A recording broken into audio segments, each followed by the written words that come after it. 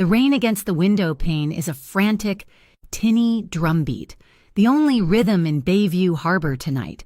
It's a sound that should be comforting, a lullaby for a city built on water. But tonight it just feels like 1,000 tiny fists trying to break their way in.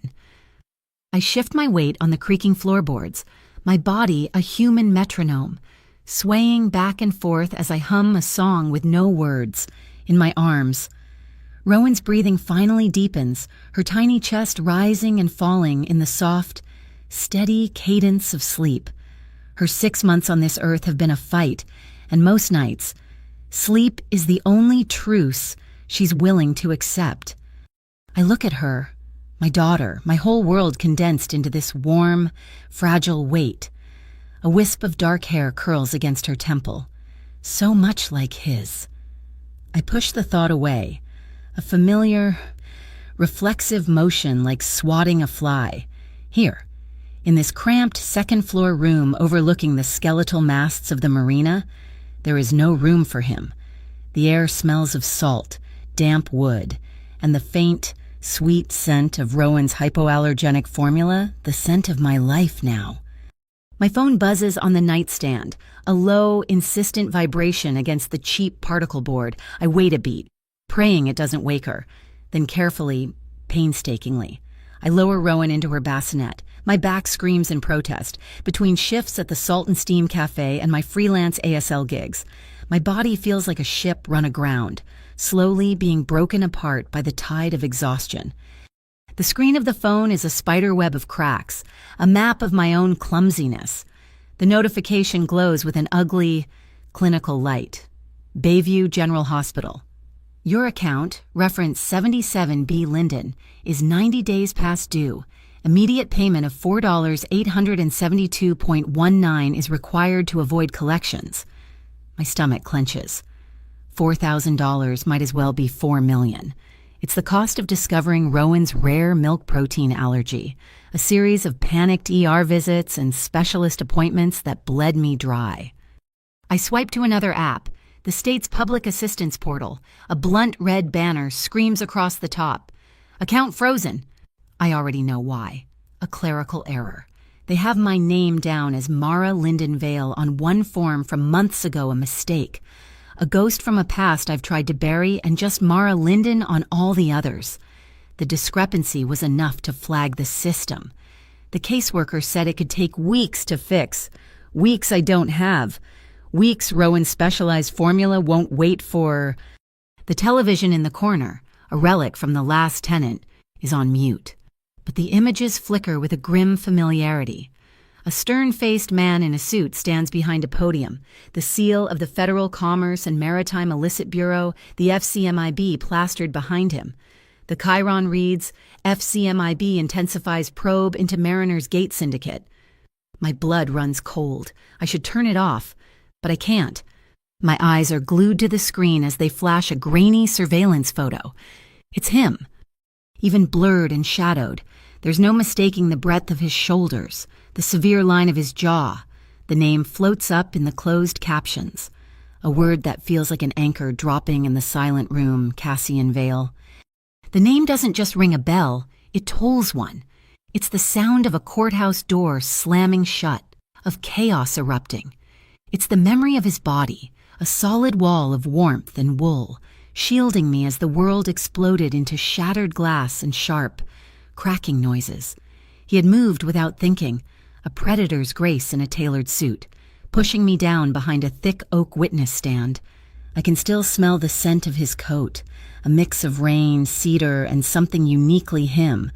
And then there was the other memory, the one that followed, the one from a single night in a storm-swept hotel by the pier, a night I've spent the last 15 months trying to forget. The night Rowan was conceived. After seeing his name, a panicked energy I can't afford to feel surges through me. I move through the small room with a desperate, quiet efficiency. I double-check the privacy settings on my burner phone, confirm my social media is still deactivated, that the digital ghost of Mara Linden is as faint as I can make it. In the bottom of my sock drawer, wrapped in a faded handkerchief, is a simple, heavy silver chain. He'd taken it off that night, left it on the nightstand. By the time I realized it, I was already miles away, running from a world I knew would swallow me whole. It's the only tangible thing I have of him, the only proof that he was ever more than a nightmare or a dream. I bury it deeper under a pile of mismatched socks, out of sight, out of mind, a lie I tell myself every day. A knock on the door shatters the quiet. It's not the polite rap of a neighbor, it's heavy, impatient. 3 solid thuds that seem to shake the whole door frame. Rowan stirs in her bassinet, a soft whimper escaping her lips. My heart seizes. No one knows I'm here. I've moved 3 times in the last year, paying in cash, using a name that's close to mine but not quite. Mara Linden, a man's voice grates from the other side, rough and impatient. I know you're in there. Landlord said a woman with a baby. Open up.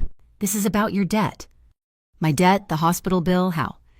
I creep to the door, my bare feet silent on the worn linoleum, peering through the peephole. The distorted face of a man I've seen lurking around the dock stares back. He's thick-set, with a faded tattoo of a snarling dog on his neck. Kane Hollister. He's a bottom feeder, a collector for the Iron Jet crew. Mariners' Gate's filthier, less disciplined rivals. They deal in the kind of predatory loans that trap people like me. I'd borrowed a few $100s from a guy at the docks weeks ago, a desperate move to cover a pharmacy bill. I never imagined it would lead Kane to my door. I don't have it, I whisper, my voice trembling, my hand hovering over the deadbolt. Not my problem, he snarls, his voice muffled by the wood. The vig has been adding up. You owe $2,000 now. I'm here to collect. I need more time. My voice is barely audible. I place a hand on Rowan's bassinet, gently rocking it. She's still asleep. Thank God. Time's up, he says. There's a scraping sound, and he laughs, a low, ugly noise. Look, I don't want to make a scene, but a friend of mine at the county records office tells me you just filed for a birth certificate for one Rowan Linden. Pretty document. Important, too. Can't get far without it. My blood turns to ice. You've got 48 hours to get my money, or I'll be back to take that piece of paper as collateral. And trust me, you don't want to find out how much it'll cost to get it back. He bangs on the door one last time, a final, punctuating threat, and then I hear the heavy tread of his boots receding down the hall. I lean against the door, my legs shaking so badly I can barely stand. He knows about Rowan. He knows her name. He's threatening to take the one thing that proves she is mine, that she even exists. My mind races, clicking through options like a broken machine. I can't go to the police. The Iron Jets have cops on their payroll. I have no money, no one to call, nowhere to go that they couldn't find me. The plan forms out of sheer animal panic. A bus, the 5:15 a.m. bus to Philadelphia. From there, another bus and another, until I'm somewhere he can't find us. I grab a duffel bag and start throwing things in diapers. The last few cans of formula, a change of clothes for me, Rowan's favorite soft blanket. My hands are shaking, but my movements are precise. I am a mother protecting her child. It is the most primal instinct I have. The foghorn moans from the harbor, a long, mournful sound that seems to seep through the walls. The sound throws me back to the courthouse, to the moment after the chaos. Cassian's eyes. As he'd helped me to my feet, his gaze was utterly, unnervingly calm. It wasn't the absence of fear, it was the look of a man who had made peace with it, who lived with it every day and knew its every move. He navigated the line between life and death like a seasoned captain navigating a treacherous channel. That same calmness had been there that night at the pier, even when the storm outside was raging. For a wild, insane second, I think of calling him. His number is seared into my brain, a sequence of digits I've tried and failed to forget. He could make this go away. He could make Kane Hollister disappear with a single word. No, I whisper to myself, shaking my head violently. I look at Rowan sleeping peacefully, oblivious to the storm gathering around us. Don't you dare call him Mara. He's the bigger storm. Kane is a squall, a violent but passing thing. Cassian Vale is a hurricane. He wouldn't just solve the problem, he would become the problem. He would consume us. Suddenly, the wall behind the television shudders, a low, deep vibration that rattles the cheap print of a sailboat hanging there. My eyes dart to the hallway. Under my door, the small red light of the building's security camera, usually a steady dot, is blinking, on, off, a silent, frantic pulse. Someone is watching the feed. Someone is active. Instinct takes over. I grab a thin blanket and drape it over the bassinet, shielding Rowan from view. Then I scoop her into my arms, holding her small, warm body against my chest as if I can absorb the danger myself. My phone buzzes again. This time, it's not the hospital. It's a text from an unknown number. The message is short. 5 simple words that stop my heart. Don't go outside. Kane's not alone. My breath catches in my throat. I stare at the message, at the small, almost imperceptible icon at the end of the text bubble. It's a stylized drawing of a lighthouse beam. Harbor Light. It's the signature of a heavily encrypted, closed network messaging system, a system I know, from whispers I overheard that night, that is used by only one organization. Mariner's Gate.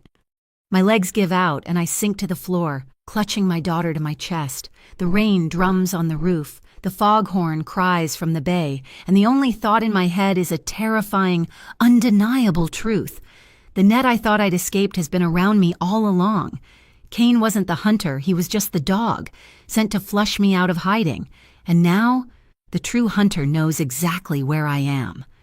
Cassian Vale has found me, the Harbor Light icon, a single, stylized beam of light cutting through the digital darkness of my phone screen. It's a signature, a brand, a death warrant. It confirms my deepest fear. The one I've been running from for 15 months. I was never lost. I was just misplaced. And now, I've been found. My lungs feel vacuum-sealed. I'm still on the floor, the cracked linoleum cold against my skin. Rowan, a warm, solid weight in my arms. She's the only thing that's real. A sharp, guttural shout from the street below shatters the fragile silence. Mara, we know you're up there. Don't make this harder. Kane Hollister. My blood runs cold. The Harbor Light text was a warning. Don't go outside. Kane's not alone. Below my window, the wet street ignites with the sound of revving engines, a chorus of angry, metallic wasps. The Iron Jet crew. They aren't just sending a collector anymore.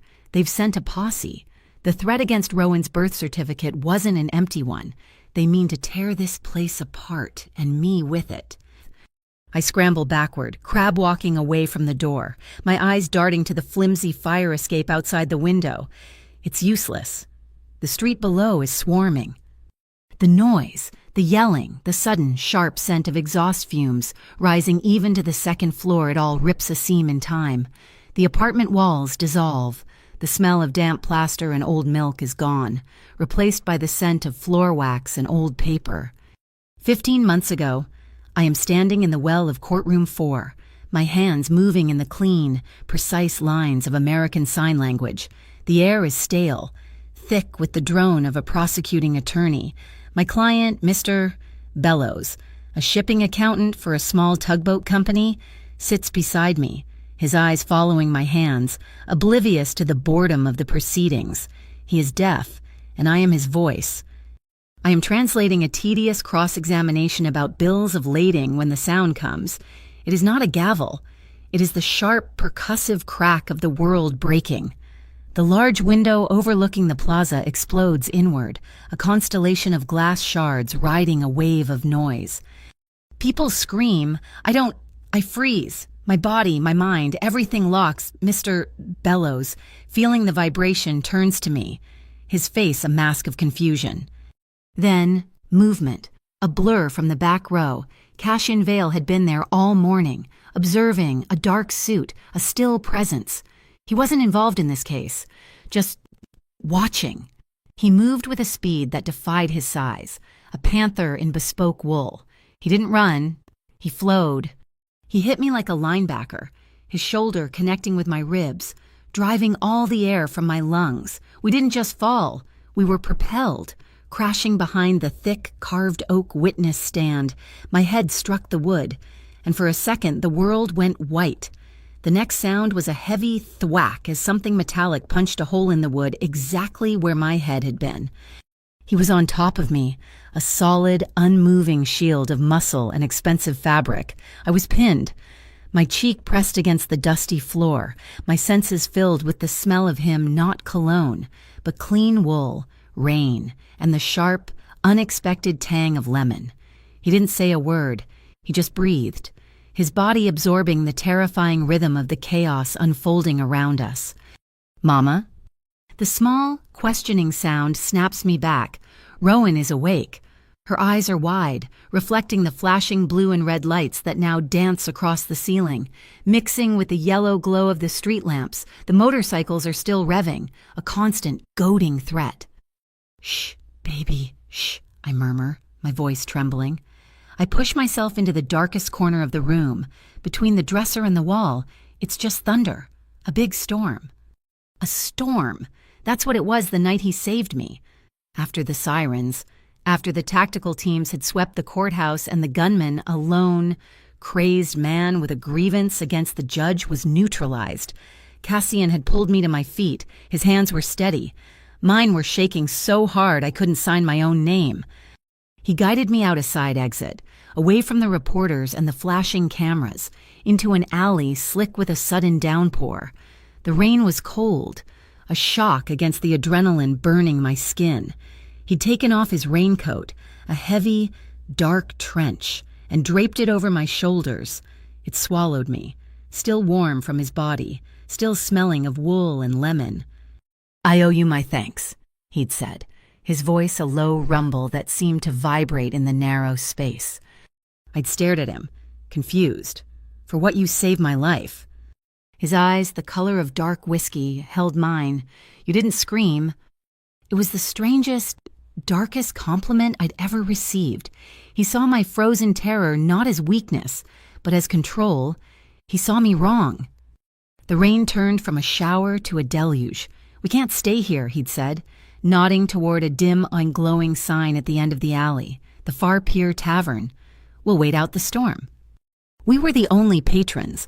The place was all dark wood, brass fixtures, and the smell of stale beer.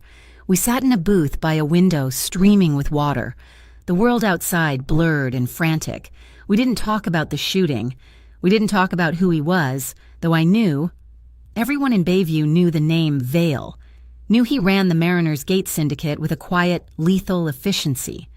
Instead, we talked about impossible things. I told him about my old Pentax K1000, how I loved the grain of film, the honesty of a single, unchangeable shot. I told him I wanted to have a small studio, to take portraits of the dock workers and sailors, the people whose faces were maps of the sea. He listened. He didn't just hear the words, he listened. His focus so intense it was almost unnerving. In return, he told me things I doubt he'd told anyone else. He knew the flash patterns of every defunct lighthouse from Sandy Hook to Cape May. He could name the builder and the tonnage of ships just by their silhouette in the fog. He spoke of the water not as a businessman, but as a scholar. The storm raged outside, but in that booth, a different kind of pressure was building. When he reached across the table, his fingers didn't brush mine. They simply covered my hand, a gesture of absolute ownership. "You're not like anyone I've ever met, Mara Linden." The kiss that followed wasn't one of passion. Not at first. It was slow, careful, almost analytical, as if he were testing the depth of the water before a dive. He tasted of the whiskey he'd been nursing and the rain he'd run through. And I, starved for a moment of quiet strength, kissed him back. I let my fear and gratitude and loneliness get tangled up until I couldn't tell them apart. The escalation was silent. He paid the bill, his hand never leaving my arm, and led me upstairs to a room above the tavern. The walls were covered in old, framed nautical charts. The only light came from the neon tavern sign below, casting the room in a pulsing red glow. It was a collision of two solitudes. It wasn't gentle, but it was not rough. It was desperate. It was the heat of his skin through his thin cotton shirt, the pressure of his hands on my back, the startling, grounding weight of him.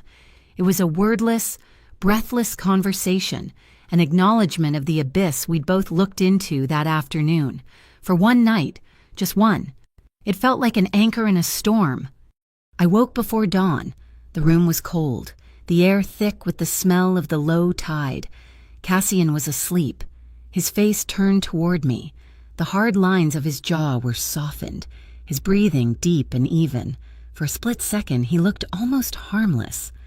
Then his phone lit up on the nightstand, a preview of a message. My blood chilled. Tri-County Protective Commission is sniffing. They think you're using the port budget for surveillance. We need to move the assets from Pier 12. Tri-County, assets, surveillance. The words were clinical, cold. The man beside me wasn't a scholar of the sea. He was a kingpin. The man who had shielded me with his body was the same man whose business created the very danger he'd saved me from. I wasn't an exception. I was a complication, a witness, a liability. I didn't just leave. I fled. I slid from the bed, gathered my clothes, and was out the door in under a minute. I left him with a half-empty cup of coffee I'd poured and the silver chain he'd taken off. Still coiled on the nightstand, I never looked back. Weeks later, the nausea started. The 2 pink lines on a plastic stick confirmed my terror. I was pregnant with the child of Cassian Vale. My decision was instant, absolute. My child would not be a pawn in a world of shadows and steel. He or she would never be an asset. So I vanished. I emptied my small bank account, changed my name slightly, and submerged myself in the anonymity of the cash-based gig economy. I moved from Bayview to Atlantic City, then back, always staying one step ahead of a shadow I wasn't even sure was following me. My old life, my photography, my dreams. I sold them off, piece by piece. My beloved Pentax camera was the last to go, traded for 2 months' supply of Rowan's specialized formula. That life feels 1,000 miles away. Now, there was only this room, this corner, and the escalating, animalistic roar from the street. Last chance. Mara Kane's voice is amplified now, maybe by a bullhorn. Send the money down, or we're coming up. A heavy thud shakes the front door of the building.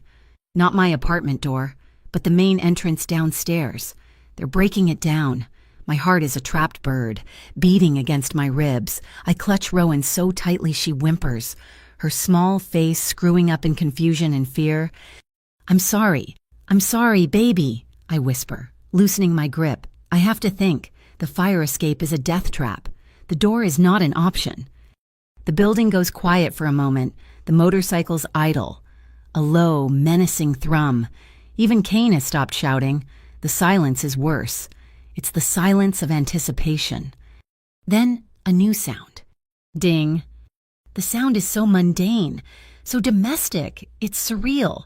The ancient, groaning elevator at the end of the hall, the one I never use, has been called. My heart doesn't just skip. It stops. It freezes.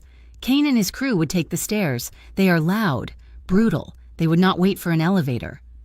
I hear the grinding of the old motor, the rattle of the cables. It's coming up, past the first floor.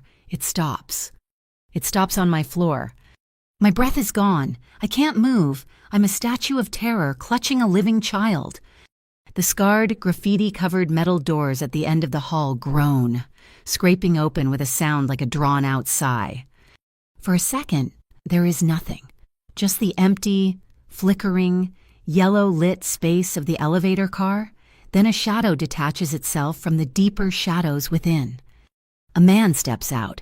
He's tall, his shoulders filling the narrow hallway, his dark trench coat dripping rainwater onto the filthy carpet.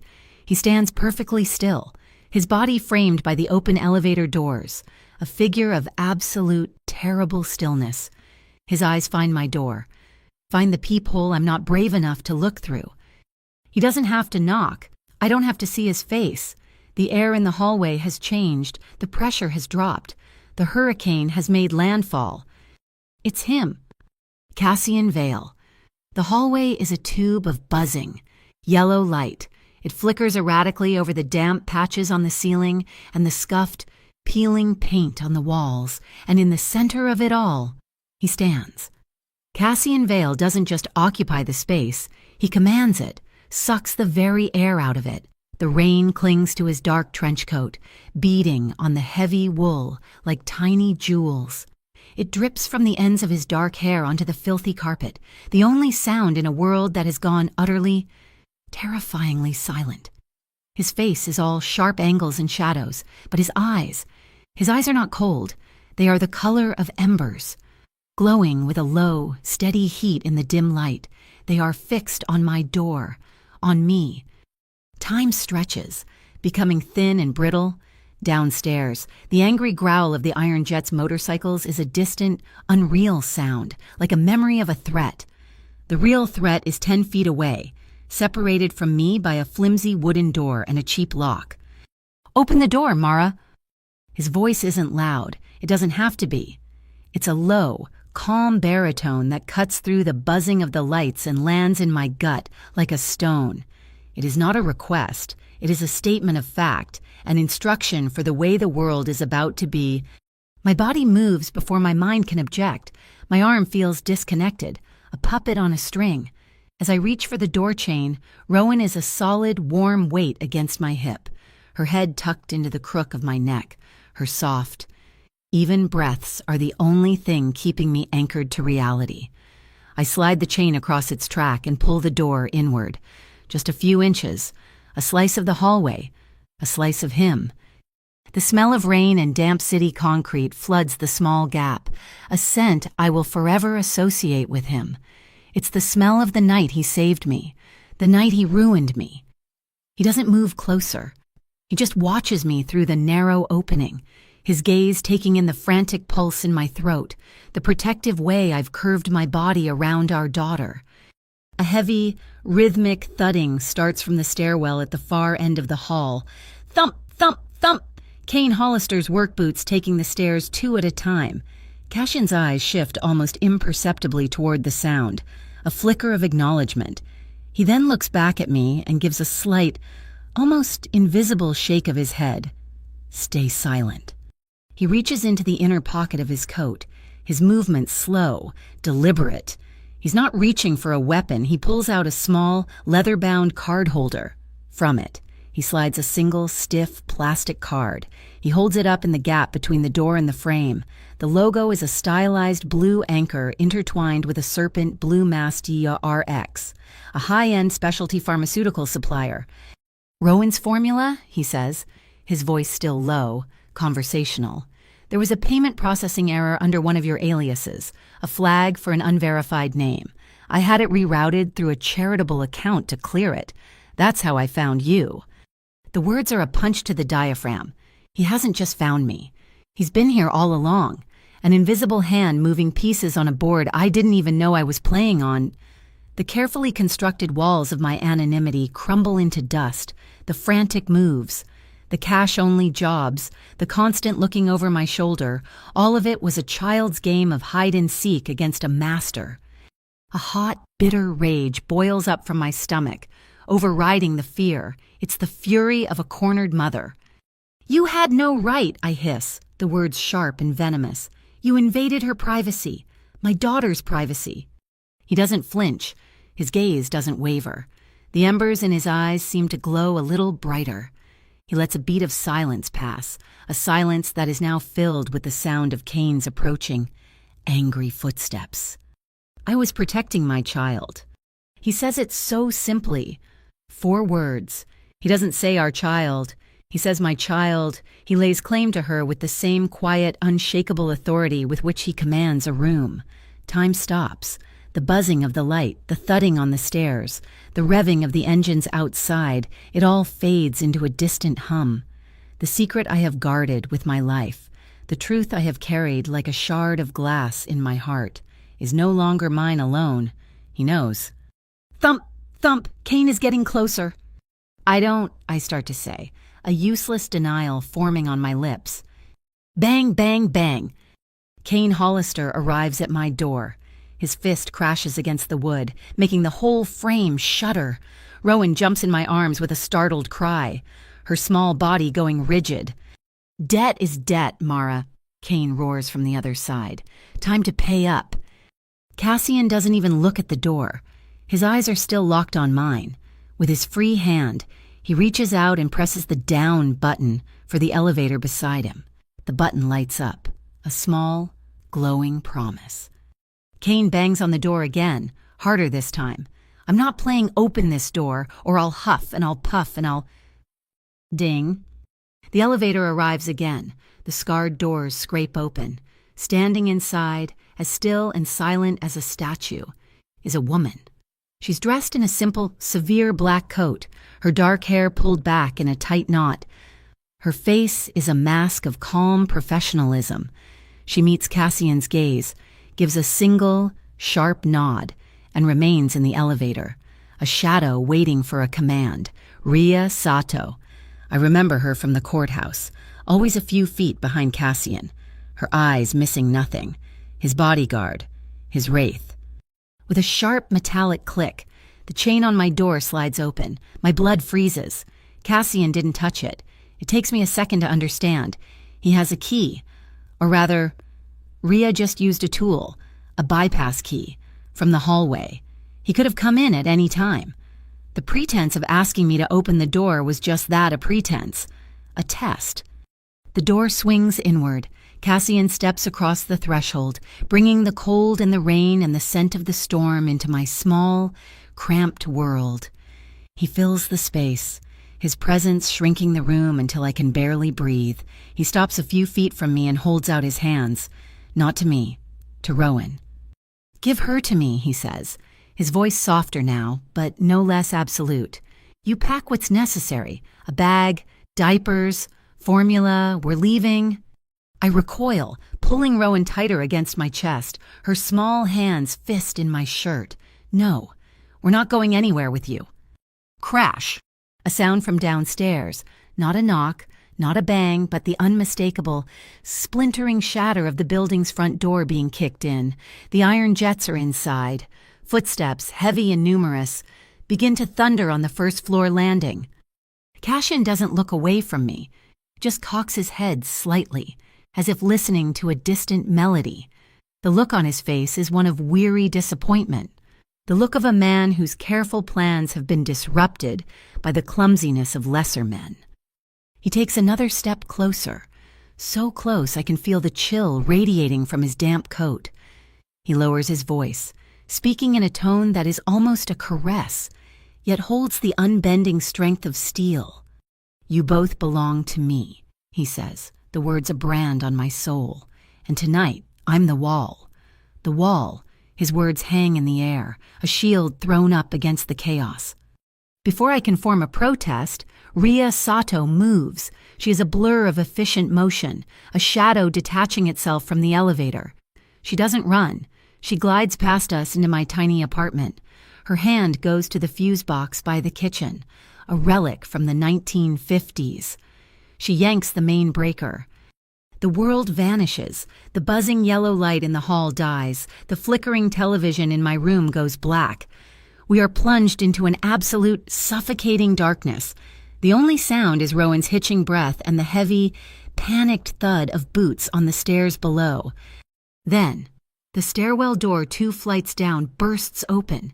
Beams from 3, maybe 4.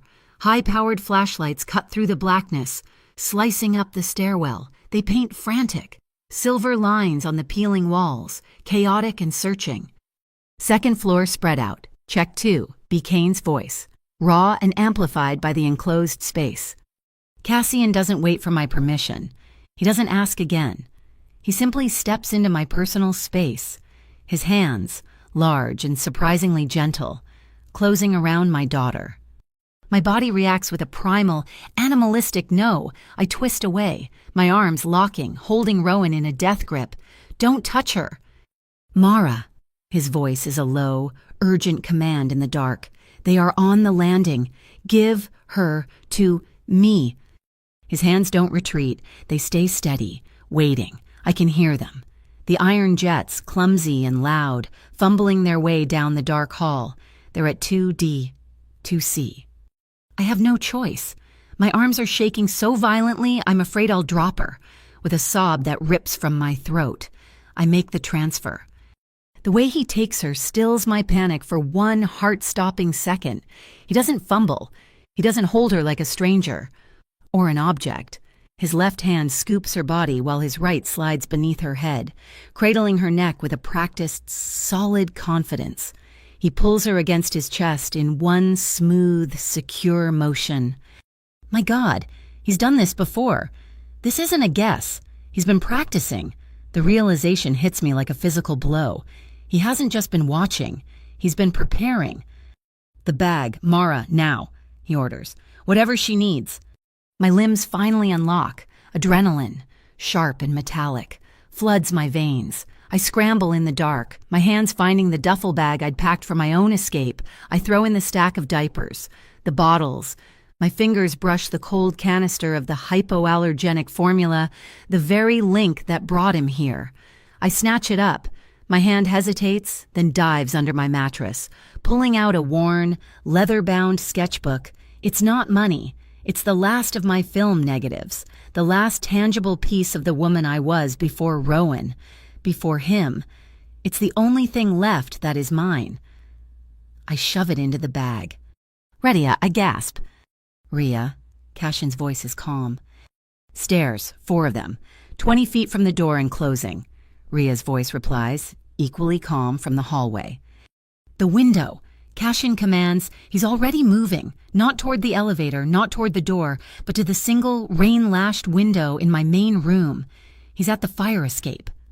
Rhea is right behind me as I follow him. She pulls the window open, the old sash groaning in protest. The sound is deafeningly loud. Here, a voice shouts in the hall. The beam of a flashlight pins our door. They're in 2B. Get it open. A heavy shoulder thuds against the wood. The lock splinters. Go, Cashin orders, pushing me toward the window. I scramble out onto the narrow metal platform. The rain is a cold, horizontal assault, stinging my face. Cassian is right behind me, Rowan now invisible, tucked securely inside the front of his buttoned trench coat. He is a solid, warm mass at my back. Rhea follows last, pulling the window shut behind her. Down, Cashin says, pointing. But as my foot touches the first step of the iron ladder, a flashlight beam hits us from the alley below. They had the building surrounded. They're on the fire escape, get 'em? We are trapped, above, below, and behind. Rhea doesn't hesitate. Roof, she snaps, pushing past me, climbing up. We follow, my sneakers slipping on the wet metal. We burst through the heavy roof access door onto the flat, tarred expanse. The wind up here is a living thing, a roaring monster trying to peel us from the building. The rain is a solid sheet of water. This way, Rhea yells over the gale. She's running, not toward the front, but toward the adjoining building, a dilapidated brick warehouse that shares a wall with my apartment block. No exit, I scream, my words snatched away by the wind. Rhea doesn't slow down. She's heading for a thick, 4-foot-wide maintenance conduit, a bridge of rusted metal and pipes that spans the 10-foot gap between the 2 buildings, a gutter for giants. Move, Cassian is right behind me, his hand on my back, propelling me forward. Rhea is across it in seconds, a dancer in the storm. I get halfway. My foot slips on the curved, wet metal. I cry out, my arms windmilling. The duffel bag swings wildly, throwing me off balance. I'm gonna fall. A steel band locks around my waist. Cassian. He pulls me back against his front, his body an unmoving wall. He is the anchor, and I am the ship tearing itself apart in the storm. I have you, he breathes, his voice a low growl in my ear. Walk. He doesn't let go. He holds me pinned to him, his strength absolute, and side shuffles us the rest of the way across. I can feel the solid, protected warmth of my daughter pressed between his chest and my back. She makes a tiny, muffled sound, a little of surprise at the motion, and then is silent, burrowed deep inside his coat. We land on the warehouse roof. Rhea is already at the access door, a small tool in her hand. The lock clicks, and the door swings open. "Down alley access," she shouts. We plunge into the darkness of another stairwell, this one smelling of dust and dried fish. It's a spiraling cast-iron staircase that seems to go down forever. My legs are jelly, my lungs burning. Cassian is a steady presence behind me, his steps even and unhurried, as if he's merely walking to his car. We burst out into another alley, this one narrower, darker. The wail of sirens is close now, but they sound chaotic, directionless. They're blocking the street. Cassian says he'd seen it from the roof, the two dark trucks waiting to cut off any escape. Plan B. Pier 9. Rhea, he says, and it's the only word he needs. She's already moving, her voice a low, urgent murmur into a small communications device I can't even see. Harbor light, redirect, Pier 9, north wind, ETA 2. We run. We are no longer going away from the water. We are running toward it. We cross a street, a blur of motion between streetlights, then dive into the maze of warehouses that makes up the old Merchants Row. My lungs are on fire. The duffel bag slams against my hip with every step.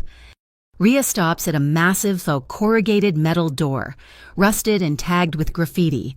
Pier 9 is just visible in faded white paint. As we skid to a halt, the door rumbles, sliding sideways, opening just enough for us to slip through. We are inside a vast cavernous space.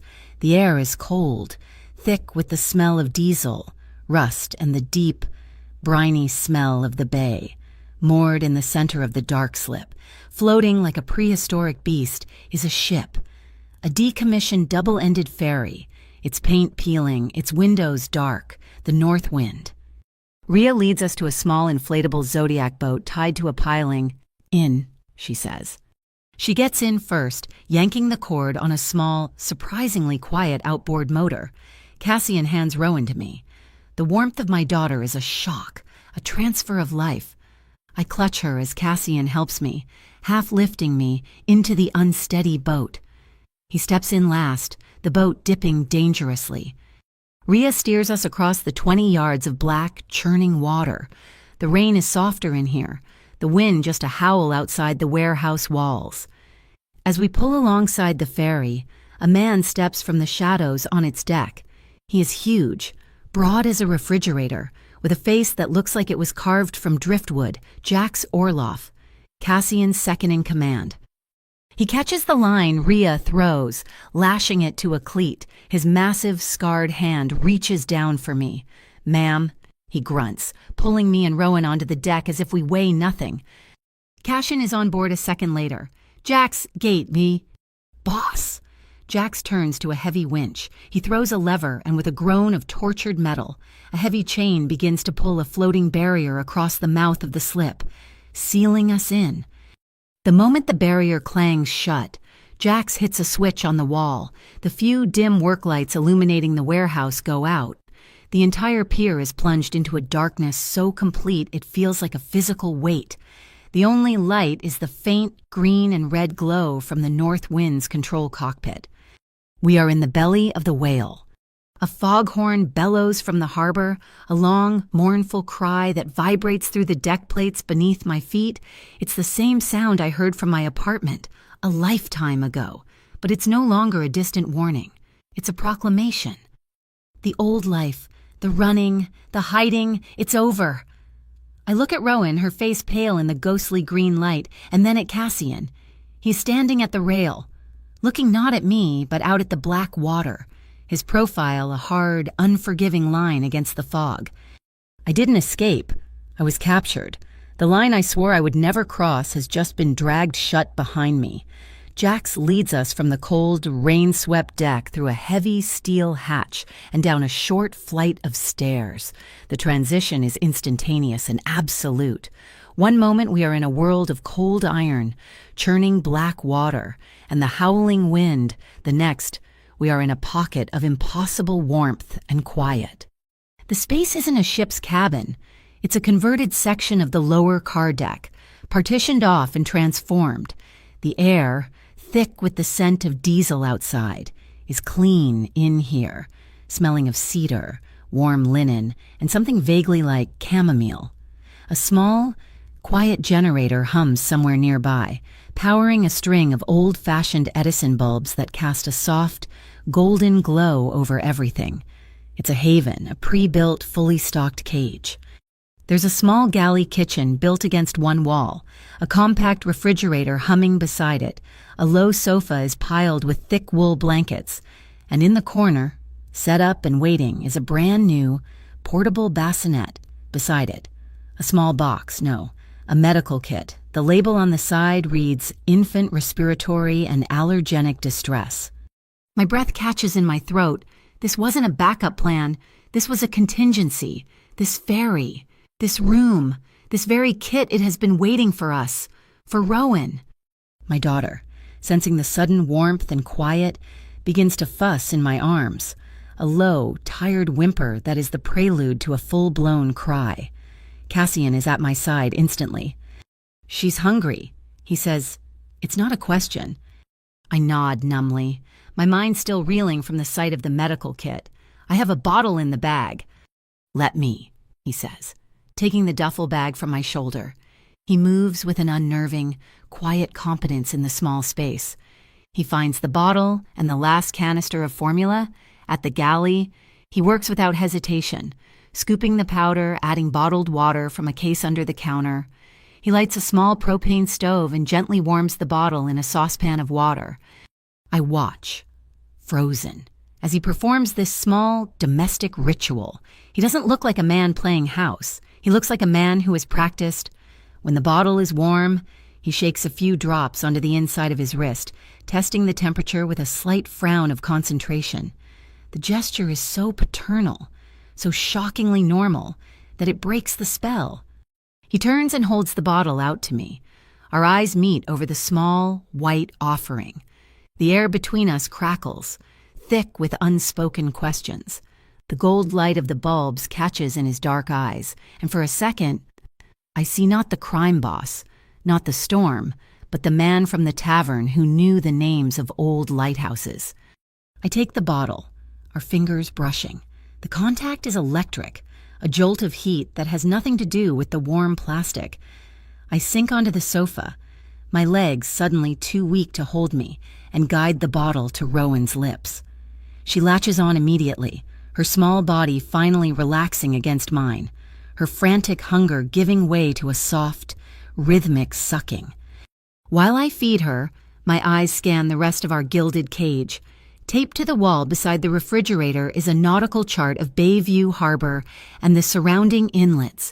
It's marked with colored pins and hand-drawn lines, patrol routes, safe zones, escape vectors. Taped beside that is another piece of paper. It's a printout, a baby's feeding and sleeping schedule for a 6-month-old infant. It's generic, probably pulled from the internet, but its presence here is a screaming confession. "You knew," I whisper, my voice hoarse. "You've known for how long?" Cassian leans against the galley counter, his arms crossed over his chest, his trench coat is off, and in a simple, dark Henley, he looks less like a phantom and more like a man, a dangerously capable man. "I've known you were pregnant since you sold your grandfather's silver flatware at a pawn shop in Ventnor 14 months ago," he says, his voice devoid of emotion. "The owner is an associate. He knew it was yours. He called me." My stomach plummets. I remember that day. The shame, the desperation. I had told myself it was for a deposit on a new apartment, a fresh start. He had been there, a ghost in the transaction. "The medical bills," I say, the pieces clicking into place with sickening precision. "The charity, Blue Mast RX, Harbor Mercy, that was you." "Harbor Mercy is a legitimate foundation," he corrects me, a hint of pride in his tone. "It just happens to be one I control. When Rowan's bills were flagged under your alias, it was a simple matter to have the foundation absorb the cost and classify it as a charitable donation. It protected your privacy. It kept the collection agencies, like the one Kane works for, from getting your file." He pauses, "and it let me keep track of her health." The rage returns, cold and sharp this time. "It let you spy on us." "It let me protect you," he counters, his voice dropping. He pushes off the counter and takes a step toward me. "Mara, look at where we are. Look at what was waiting for you outside that door. Do you really think you could have outrun them forever on your own?" "That was my choice to make," I snap, my voice rising. Rowan stirs, pulling away from the bottle with a frown. I lower my voice, forcing calm into my words. That was my right, to choose a life for her away from you. He stops, just out of arm's reach. The weariness I saw in him in the hallway is back, etched into the lines around his eyes. "I'm not forcing you to marry me, Mara. I'm not asking you to be my wife. I am forcing the world to stop touching you and my daughter." The statement is a mixture of supreme arrogance and profound exhaustion. He is a king declaring the borders of his domain. "Your walls are my cage," I shoot back, the words tasting like acid. "Your protection is a prison. Don't you see that you want to build a fortress, but we'd be the prisoners inside it, not the royal family?" Before he can answer, a sharp rap on the steel hatch makes us both flinch. Jax's voice comes, muffled. "Boss, we have a problem." Cassian's jaw tightens. He gives me one last long look before turning to the hatch. Jax enters, his huge frame filling the doorway, bringing a gust of cold, damp air with him. "It's the Jets," Jax says, his voice a low rumble. "We have eyes on their clubhouse. They just got a visitor, Agent Barker from the FCMIB. Cassian's face hardens. "Barker, he's on their payroll." "Looks like it," Jax confirms. "Word is he's trading intel on federal shipping lane patrols for a free run at the southern container piers. They're escalating." Cassian turns to the nautical chart on the wall, his finger tracing a line through a narrow channel. He's no longer the conflicted father. He's the commander planning a campaign. They know we're on the water. They won't know where. Not yet. But Barker will give them access to Port Authority surveillance. We can't stay here. We move at dawn. "Where to?" Jax asks. "Marigold Slip, Cassian answers. "The old repair yard. We use the dry dock vault." Jax nods, a grim understanding on his face. "It'll be tight. They'll be watching the main channels." "We won't use the main channels." As they speak, a plan begins to form in my mind, born of desperation and a sudden, fierce need to be more than just a piece on the board. I need leverage. I need to be the hand that moves the piece. "Their money," I say, my voice cutting through their strategic planning. Both men turn to look at me. "The Iron Jets," I clarify, my confidence growing. "I know about their real books, not the ones they cook for the feds, the real ones." Cassian's eyes narrow. "How—" "Before I left," I say, the word feeling inadequate, "I took a freelance ASL gig, a last-minute thing. It was for a terrified accountant named Ezekiel Thorne. He was deaf, and he was the Iron Jet's bookkeeper. They thought because he couldn't hear or speak, he couldn't testify. They were wrong. He kept a second set of ledgers for his own protection, but he didn't write them in English. He used a private, modified version of ASL shorthand, a symbolic system only he and I understood. I can read it. I can give you their entire money laundering operation." The silence in the cabin is absolute, broken only by the soft hum of the generator and Rowan's gentle breathing as she drifts to sleep in my arms. Jax looks at Cassian, his eyebrows raised. Cassian's gaze on me is intense, searching. He takes in the new defiance in my posture, the glint of something other than fear in my eyes. He walks back toward me, stopping directly in front of the sofa. He looks down, not at me, but at our sleeping daughter. Her small face a perfect, peaceful porcelain mask. The hard lines of his face seem to soften, to melt away, leaving behind a raw, unguarded vulnerability. "I need you," he says, his voice barely a whisper, so quiet I'm not sure Jax was meant to hear it. He raises his eyes to mine, and not just because of her. The admission hangs in the air, more intimate than a kiss, more binding than a vow. He's not just claiming his child, he's admitting his own need. This is my chance, my only one. "All right," I say, my voice steady. "I'll help you. I'll translate the ledgers, but I have conditions." He waits. "First, no one dies unless it's them or us. No collateral damage, no messages sent. You neutralize them, you don't eliminate them. I will not have my daughter's safety built on a pile of bodies." He gives a slow, deliberate nod. Agreed. "Second, Watet," I continue, pressing my advantage. "When this is over, when the jets are dismantled and this Barker is exposed, Rowan and I are gone, you give us a clean break. New identities, a trust for her education, and you walk away. You let us have the peace you say you want for us." I hold my breath. This is the moment everything hinges on. He looks from me to Rowan and back again. The muscle in his jaw clenches, a silent war being waged behind his eyes. The king is being asked to give up part of his kingdom. Finally, he extends his hand. "You have my word." I look at his hand, large and calloused, a hand that has shielded me from bullets and signed orders that have probably ended lives. I shift Rowan carefully into the crook of my left arm and reach out, placing my hand in his. His grip is firm, warm, and absolute. It is a pact, a fragile, desperate truce, made on the dark, shifting waters of the bay, with the storm still raging just outside our walls. The handshake is over, the promise made. The heavy, damp reality of it settles into the small, warm cabin. Jax Orloff, satisfied with his report, gives a curt nod and disappears up the hatch, sealing us back into our quiet, lamplit world. The sudden silence is deafening, filled only by the soft shush of the ferry rocking against its moorings and the gentle hum of the generator. The rain has softened, no longer a frantic drumming, but a silken whisper against the steel hull. My daughter is a heavy, warm weight in my arms, her small body finally limp with sleep, her belly full. I carry her to the corner, to the bassinet that has been waiting for her, and gently, so gently, I lay her down. Her eyelashes are a dark fringe against her pale cheek.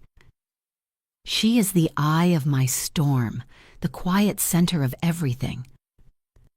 I tuck a soft wool blanket, one I found folded at the foot of the cot, around her small frame. When I turn back, Cassian is not where I left him. He's standing by the heavy steel hatch we entered through, the one Jax just sealed. He's not resting. He's working. His fingers are probing the thick rubber gasket that lines the frame, testing its integrity. He finds a small section near the hinge that is slightly loose, and with a focused, methodical patience, he presses it back into its groove, his broad shoulder pushing against the steel until it's flush. He's securing the perimeter. Even here, in his own hidden sanctuary, he is restless. He is a man who checks the locks, again and again. The golden light of the Edison bulbs plays across the hard planes of his face, softening the sharp line of his jaw. He's no longer the phantom in the rain-soaked trench coat, nor the kingpin giving orders. In this light, in this simple dark shirt, he's just a man, trapped on a boat with a woman he barely knows and a child he's never held. The words escape me before I can stop them. They are quiet, surfacing from a place of deep, aching exhaustion. "I'm sorry." He stops his work, but he doesn't turn. His shoulder is still braced against the hatch. "For what?" "For running," I whisper. "That morning, from the tavern, I just left. I didn't say anything." He's silent for a long moment. The only sound is the gentle creak of the hull. He finally turns to face me. His eyes are dark, shadowed, and filled with a weariness that mirrors my own. "You saw the message on my phone," he states. "It's not a question." I nod, wrapping my arms around myself. Tri-county, assets, surveillance. I knew what it meant. I knew what you were. "And you were terrified," he finishes for me. "Yes," I breathe. "Of you, of that world. I couldn't bring a child into that. I couldn't be a part of it." He looks down at his hands, large and scarred from a life I can only imagine. He flexes them, as if testing their strength. I was afraid, too. Mara. My breath catches. It's the last thing I ever expected to hear him say. "You." He finally looks up, and his gaze is so raw, so unguarded. It's like looking into an open wound. My father, he was a cold man, A man who saw family as a dynasty. He saw his children as assets, just like the ones on that phone. He moved us like pieces on a board. He demanded loyalty, but he gave no warmth. He built walls, just like you said. And when I held Rowan tonight, his voice breaks, just for a fraction of a second, a tiny crack in the marble. When I held her, all I could think was that I was doing the exact same thing. I was becoming him. He takes a half step toward me, his confession hanging in the small space between us, as tangible as smoke. I'm terrified of being him. We stand there, 2 feet apart, a gulf of 15 months and 1,000 unspoken fears separating us. The air is thick, charged with the generator's hum and the soft, insistent patter of the rain. We are so close I can feel the heat radiating from his body. I can see the pulse beating in his throat. He is not a storm. He is the man in the eye of it, holding his breath, waiting for the walls to collapse. My hand moves on its own. It seems to float through the warm air, rising, searching. I don't think, I just act. I reach out and lay my fingers gently on his wrist, just above the watch he wears. His skin is warm, solid. He freezes. Every muscle in his body goes rigid. He looks down at my hand as if it's a foreign object, a weapon he doesn't recognize. He doesn't pull away. He doesn't move closer. He just lifts his gaze to mine. His eyes are asking the question his pride will not let him voice. Are you sure? I don't answer with words. I slide my hand from his wrist up his forearm, feeling the coiled strength there, the tension beneath the skin. I don't stop until my palm rests flat against his chest. His heart is a hammer beneath my hand. Thump, thump, thump. Not fast, like a frightened bird, but strong, deep, and steady. The rhythm of the tide. I'm not afraid. Not of him. Not in this moment. He covers my hand with his, pressing my palm harder against his chest, as if anchoring himself to me. And then, slowly, agonizingly slowly, he leans in. The kiss is not a collision. It is not the desperate, frantic grasping we shared at the Far Pier Tavern, a night fueled by adrenaline and the proximity of death. This is something else entirely. It is a surrender. It is a question. His lips are soft, hesitant, tasting of the rain he ran through and the salt of the sea air. It is a kiss that doesn't take, but asks. I answer by rising on my toes, deepening the contact, my other hand coming up to rest on his shoulder. It's a permission, an acceptance. A low sound rumbles in his chest, a sigh of relief or resignation, and the tension breaks. His other hand comes up, not to grab, but to cradle. His fingers slide into my hair, tilting my head, while his other arm wraps around my back, pulling me flush against him. He holds me, just holds me, his hand a solid, warm shield over my spine, pressing our heartbeats together until they are one rhythm. The kiss deepens, becoming a slow, deliberate exploration, a wordless conversation. It is warm, and it is desperate, but it is, above all, safe. It feels like the first honest breath I've taken in over a year. We are shedding our fear more than our clothes. This isn't about passion, it's about proximity. It's about two solitudes, finally, truly touching. We break apart, but only by inches, resting our foreheads together. His eyes are closed. The rain on the hull and the soft creak of the ferry against the pilings are the only sounds. If this all goes wrong tomorrow, he whispers, his breath warm against my lips. If Marigold Slip is a trap and Barker brings the whole bureau down on us, I would still choose this. Right now, I would still choose you. The words shatter the last of my defenses. This man, who commands a hidden empire, who moves shadows and ships, is confessing his own vulnerability. He's giving me the one thing he values most, his truth.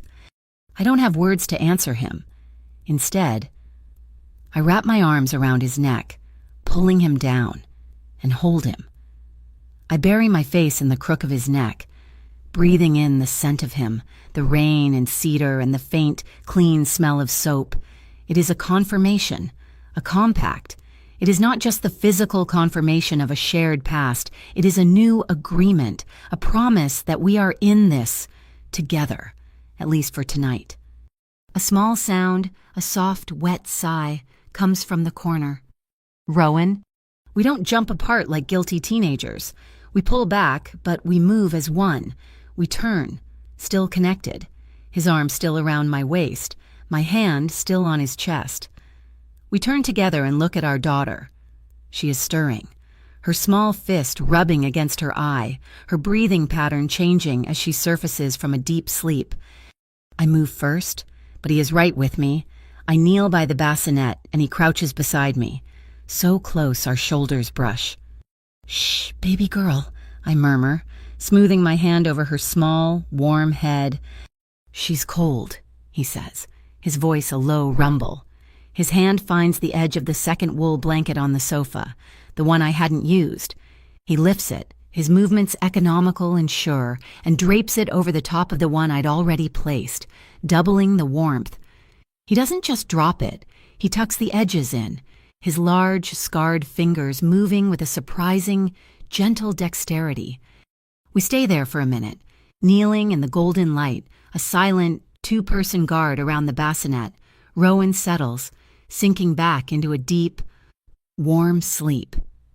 We have, without a word, just co-parented for the first time. The adrenaline from the escape, the tension of the deal, the emotional peak of the last few minutes, it all drains out of me at once, leaving a profound, bone-deep exhaustion. I sway, and his hand is instantly on my arm, steadying me. "You need to sleep," he says. It's not an order, it's a diagnosis. He helps me to my feet and guides me to the narrow, fold-down cot built into the ferry's wall. I sit, my body too heavy to protest. He takes the last remaining blanket and drapes it over my shoulders. I lie down, my back to the room, facing the wall. I am acutely aware of him, of his presence in the small space. I hear him move. I expect to feel the cot dip beside me. I expect the warmth of his body at my back. Instead, I hear the sound of him settling, not on the cot with me, but on the hard, narrow bench of the sofa, on the other side of the cabin. I risk a glance over my shoulder. He's lying on his back, fully clothed, his arms crossed over his chest. He has taken the spot closest to the hatch. He has placed himself between us and the only door. He is the wall. He's not taking what I offered. He's honoring the boundary. He's respecting the space, even as he claims it. I close my eyes, the gentle rocking of the north wind or a cradle in the dark. I must have slept, a deep, dreamless sleep, because the next thing I know, the quality of the light in the cabin has changed. The rain has stopped.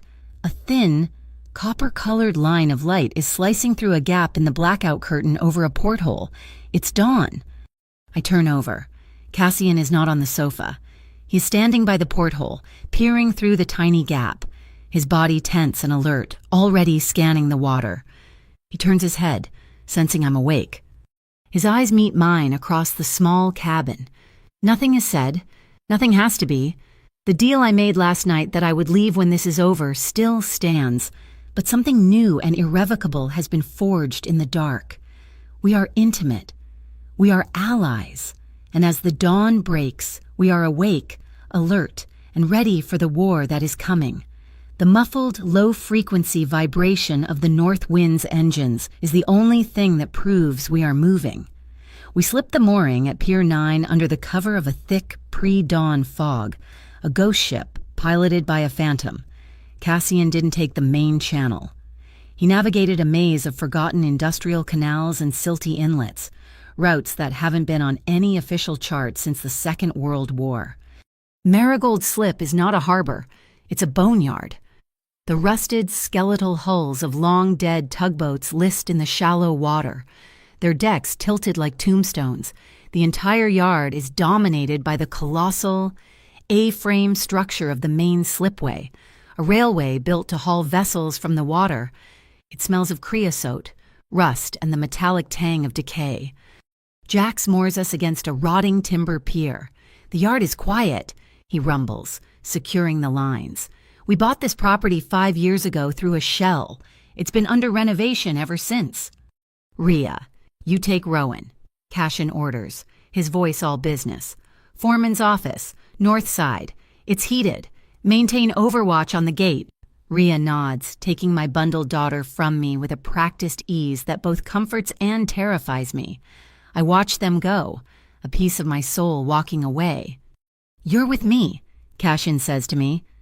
He leads me into the main winch house, a vast cathedral-like space filled with enormous gears and steel cables thick as my arm. The air is cold and smells of thick, black grease. He doesn't stop. He leads me down a narrow iron staircase into the foundation, into the guts of the machine. He opens a heavy, soundproof door, and we are in a small, windowless room, once used as a darkroom for developing marine blueprints. A man sits on a stool under a single bare bulb, his shoulders hunched. He looks up, and his eyes, wide with terror, find me. Ezekiel Thorne? He's older than I remember from the courthouse, his face a roadmap of sleepless nights. But when he sees me, a jolt of recognition, of pure, desperate relief, flashes across his face. He's a prisoner here, but at least he recognizes his new cellmate.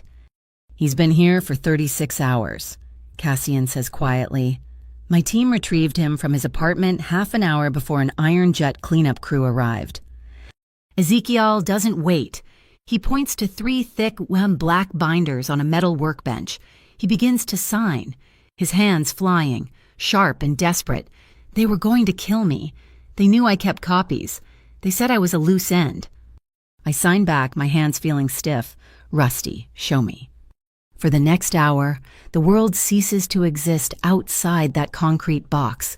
It's just me, Ezekiel, and the story of a criminal empire told in a language no one else can read. His shorthand is brilliant, a mix of ASL, accounting symbols, and a private glyph system he invented. It's a Rosetta Stone of their corruption. Blue Gull Freight, I sign, translating for Cassian, who stands in the corner, absorbing everything. It's their wash cycle. They lease container ships, file manifests for salvage scrap metal, and invoice shell companies in Delaware.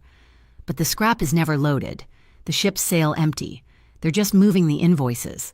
They're creating a paper trail for money that doesn't exist, and it's all co-signed by Agent Barker. Ezekiel nods frantically, flipping a page. He points to a series of numbers, a routing code. Not just Barker, look. He taps a name written in his symbolic code. My blood turns to ice. The Tri-County Protective Commission, I say out loud, the name from Cassian's phone. The name that made me run. It's not a real commission, is it? No, Cassian says, his voice a low growl.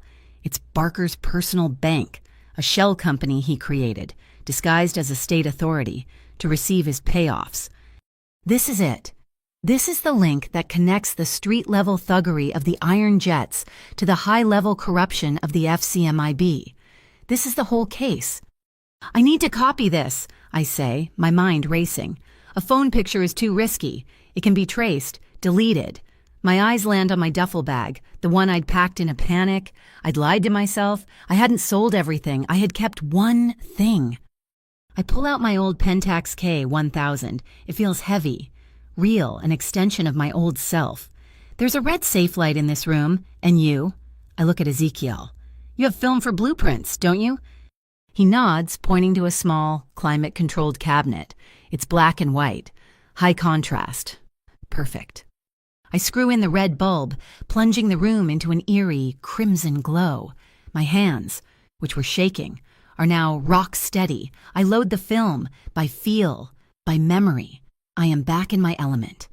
Click, whir.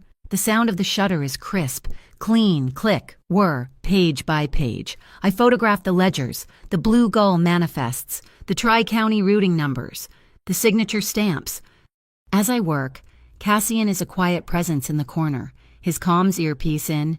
Rhea, the winch house server, I need the ghost drive installed. We provide a key, not a battering ram. I want any clean agent who looks to find a wide-open, unlocked door. I hear Rhea's voice, tinny and distant, in his ear. Affirmative. Drive is hot.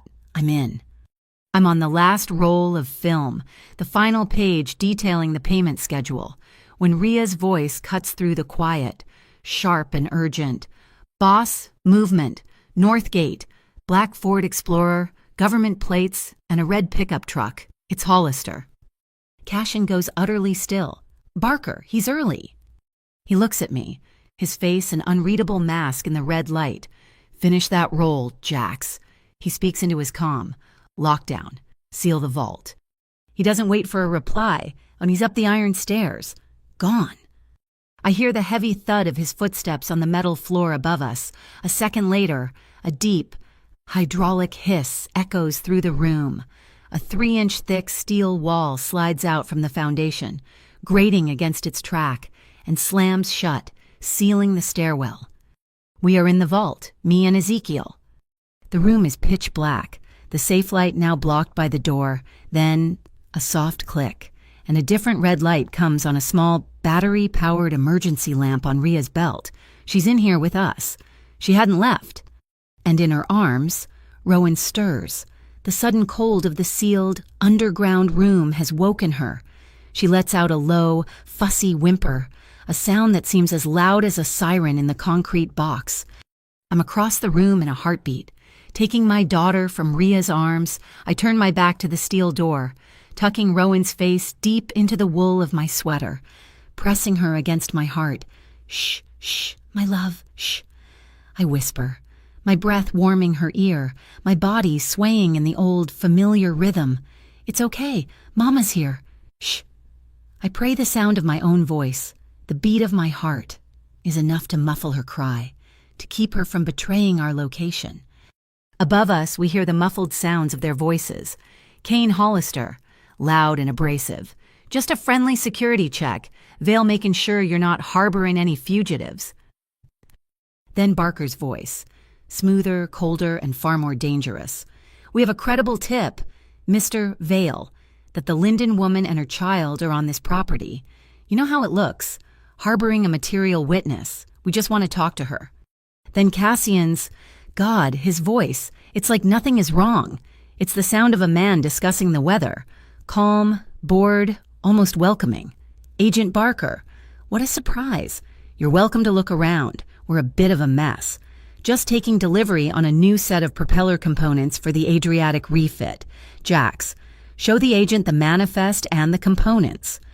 We hear their footsteps clump away, moving from the winch house toward the slipway, where an old cargo ship is sitting in the dry dock. He's luring them away, buying us time.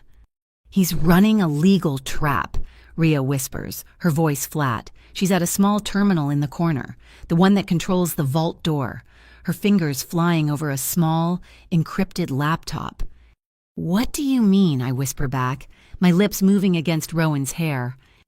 The Adriatic refit contract, the lease for this dry dock, it's filed under and signed by the Tri-County Protective Commission. Barker is currently standing on a property he leased to himself to inspect a shipment he paid for with his own laundered money. He can't seize anything without implicating himself. It's a spider's web, and Cassian just invited the spider to admire it. Rowan has settled, her breathing evening out. I have to move. I rip the finished film from the camera. I have this, but I can't send film. Ezekiel is already ahead of me. He points to the corner, a large flatbed scanner, the kind used for oversized blueprints. He hits the power. The bright white light of the scanner bar flashes to life, a stark contrast to the tactical red of Ria's lamp. Hurry, Ria whispers. I feed the most critical pages from the ledger onto the glass. The blue gull routes, the Tri-County payment schedule. The scanner hums, agonizingly slow. I save the high-resolution files to a thumb drive. Who? Ria asks, holding out her hand. Inspector Ari Mendoza, I say, the name coming fast. FCMIB, Internal Affairs. I signed for him once. A disability hearing for a veteran. He's clean. He despises dirty agents. Ria takes the drive, slots it into her laptop. Her fingers become a blur.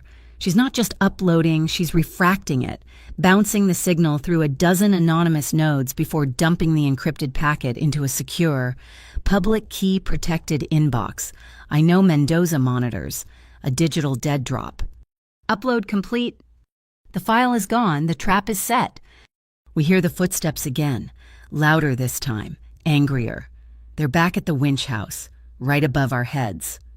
"This is clever, Vale," Barker's voice snarls, all pretense of civility gone. "Real clever. But it doesn't matter. We know she's in here. We know you have the kid. Tearing this place apart will be messy, but I'm sanctioned. Or maybe we just take the kid. Leverage. You know how it is. A father's weakness." A beat of pure Arctic silence.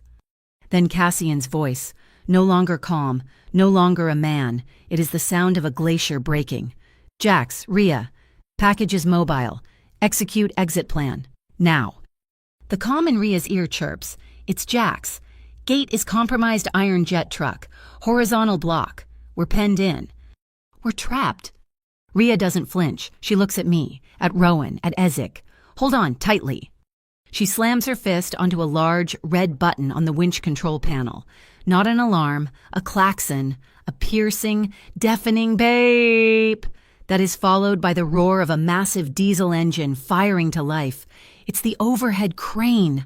The entire building is shaking. "The maintenance channel," she yells over the din. She kicks open a low, steel hatch in the floor I hadn't even seen. It opens onto a narrow, black, flooded tunnel. "Go now." He gave us 20 seconds. Above us, I hear a sound I will never forget. The high-pitched scream of tortured metal, the snap of a braking system being released, and a sound like the sky falling. A catastrophic, deafening crash of steel on concrete. "What was that?" I scream, clutching Rowan to my chest, my feet dangling over the black water. "The overhead crane," Rhea yells, pushing me and Azek into the channel. The water is freezing, up to my waist. She just dropped 10 tons of steel I-beams directly between the winch house and the main gate. They're blocked in. He's blocked out. He bought us the window. Move. We are half swimming, half running through the dark, narrow waterway. It's the slipway's drainage culvert. It stinks of oil and dead water. But it's an escape. We spill out into a wider, secondary canal just outside the yard's perimeter. A small, flat-bottom boat is waiting, its motor idling, nearly silent. Jax. He hauls us in like sacks of flour, me and Rowan, then Ezekiel, then Rhea. The motor roars, and we are speeding away, a gray streak in the gray fog, leaving the sirens and the shouting behind. I look back. The Marigold slip is chaos. The main gate is completely, impossibly blocked by a mountain of twisted steel beams. The iron jet truck and Barker's SUV are trapped inside. And Cassian is nowhere to be seen. He stayed. He's in there with them. He sacrificed his queen, his rook, and himself, just to get the pawn to safety. "Where are we going?" I ask, my teeth chattering so hard I can barely speak. Rowan is crying, a thin, terrified wail. "Somewhere public," Rhea says, her face grim, her eyes scanning the downtown skyline. "Somewhere they can't start a fight without 1,000 witnesses." She points to a massive, glittering dome of light on top of a distant parking garage, a bubble of civilization in the concrete jungle. "The Glasshouse Conservatory. They're holding their annual botanical gala tonight. We're crashing the party." The service tunnel of the Glasshouse Conservatory smells like damp earth, fertilizer, and an almost sickeningly sweet wave of jasmine. It's a jarring, violent contrast to the oily, frigid water of the canal we just escaped. We are no longer rats in a drainage pipe. We are rats in a terrarium. Rhea moves with a chilling familiarity, as if she's been here a dozen times.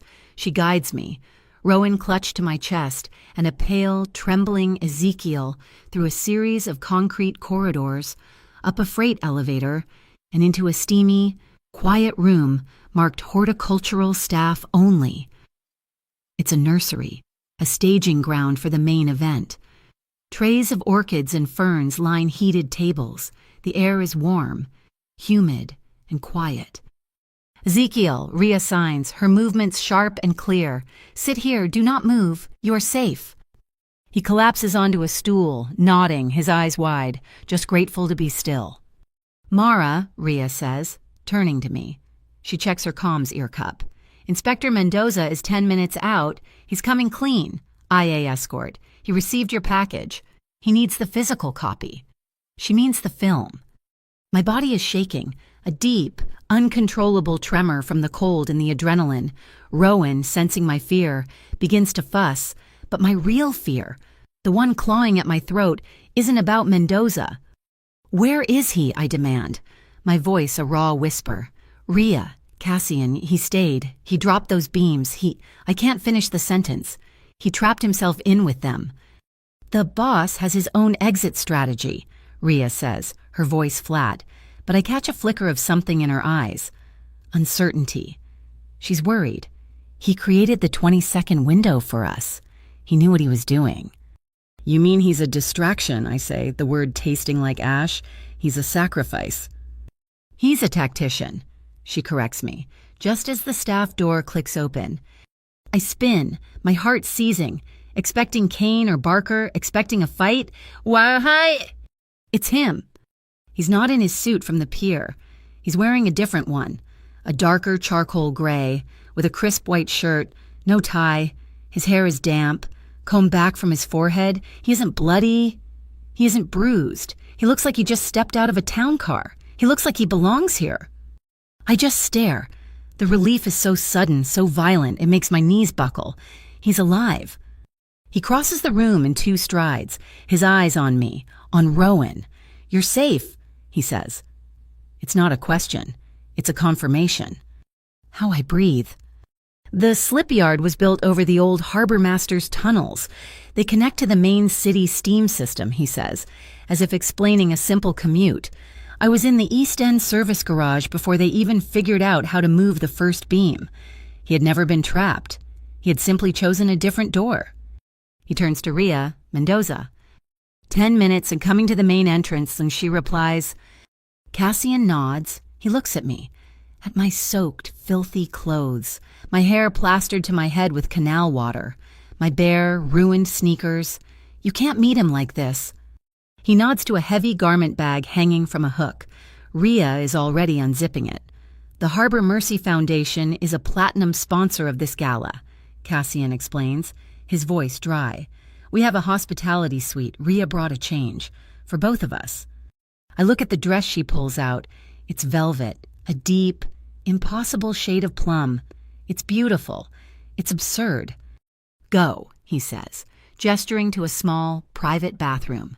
We need to blend in. We are guests. We are here to support the city's botanical future. I feel like a doll, being moved and dressed for a play I don't understand. I change in the small, tiled room. The dress slides on, the velvet soft and heavy against my skin, instantly warming me. It fits. Of course it fits. A small, hysterical laugh bubbles in my throat. He knew my size, just like he knew Rowan's formula. I step out, barefoot, my wet hair pulled back in a knot. Cassian is talking to Rhea, his back to me. The hard copies are the only leverage. He's saying, Mendoza needs them to corroborate the digital. Rhea sees me. Her eyes widen, just a fraction. Cassian stops, turning to see what she's looking at. He stops. He just stops. His mouth, which was in the middle of a word, closes. His eyes, the color of warm whiskey, move from my face, down the line of my throat, over the velvet that clings to my body, and down to my bare feet on the tile. He doesn't move. He doesn't speak. It's not a leer. It's a moment of pure, unguarded appreciation. It's the look from the tavern, magnified by 1,000. He swallows. A small, visible motion, before he finally finds his voice. Rhea, find her some shoes. No time, Rhea says, her focus back. Mendoza is here, and we have a problem. Barker's SUV just pulled up out front, and Kane Hollister was seen by the catering entrance. They're all here, the hunters and the hunted, all converging on this glass bubble of light. Rowan, I say, my voice tight, I can't leave her. "She's safest here," Cassian says, his voice now a hard, cold command. "Ezekiel, you stay with her. Lock this door from the inside. Do not open it for anyone but me or Rhea." Ezekiel nods, his face pale, but he moves to the bassinet, placing himself between her and the door, a silent, terrified guardian. "Rhea, you have the perimeter. Stay in this wing.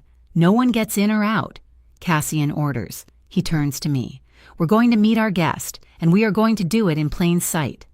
He holds out his arm. I take it, my bare feet cold on the floor. He leads me out of the nursery, through a hallway masked by a curtain of hanging ferns, and into the main conservatory. The world explodes. It's a cavern of glass and light. 1,000 pinprick fairy lights are strung through the canopy of massive, 10-foot-tall fiddle-leaf figs. A string quartet is playing a slow, sad waltz on a dais draped in white linen. Hundreds of people in tuxedos and glittering gowns drift between sculptures made of orchids, their laughter tinkling like the champagne flutes in their hands. We, the drenched, hunted refugees, are now part of the exhibit. "Blend in," Cassian murmurs, his hand sliding from my arm to the small of my back. He guides me, not toward the entrance, but toward the music. "What are you doing?" I hiss, trying to pull back. "Blending." He doesn't give me a choice. He turns, pulling me with him, and suddenly we are on the small, polished wooden dance floor. He pulls me close, his hand a solid, warm pressure on my back, his other hand enveloping mine. We are dancing. It's the most insane, surreal moment of my life. My bare feet are moving against the polished wood. His body is a solid wall of heat and tailored wool. And we are swaying to a waltz while murderers hunt us in a room full of flowers. "Breathe, Mara," he whispers, his lips close to my ear. His breath is warm. "You're a guest. You're bored. You're listening to the music." "They're going to see us," I stammer, my eyes darting frantically over the crowd. "Good," he says. "That's the point." He pulls me a fraction closer. Barker thinks I'm a fugitive. He'll want to arrest me quietly. Mendoza thinks I'm an informant. He'll want to protect me. We're about to find out who has more control of the board. I rest my forehead against his suit jacket for a second, trying to find a single, solid point in a world that is spinning. I smell the cedar, the rain, the man. "You were good today," he murmurs, his voice a low vibration against my skin. "With the camera, with Ezekiel. You were calm. You didn't panic." I was terrified, I admit. "You were focused. There's a difference." He holds me, and we just move to the music. That dream of yours, the studio. My head snaps up. "What?" "The photo studio? By the water?